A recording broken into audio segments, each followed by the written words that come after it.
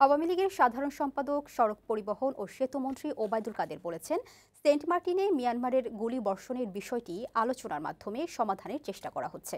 তবে আক্রান্ত হলে জবাব দেয়া হবে বলেও জানান তিনি। দুপুরে রাজধানীর ধানমন্ডিতে আওয়ামী লীগ সভাপতির রাজনৈতিক কার্যালয়ে সংবাদ সম্মেলনে তিনি এসব কথা বলেন। রোহিঙ্গা সমস্যা বাংলাদেশের ওপর জেঁকে বসেছে বলেও মন্তব্য করেন ওবায়দুল কাদের। তিনি বলেন, সরকার পতন নিয়ে বিএনপির দাবি দিবাস্বপ্ন।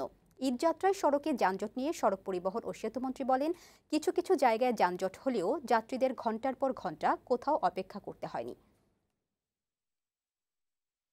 আমাদের প্রতিবেশী দেশ মিয়ানমারের অভ্যন্তরীণ কিছু সংঘাত আছে, আমরা আলাপ আলোচনার মাধ্যমে সমাধানের চেষ্টা করছি এবং করে যাব।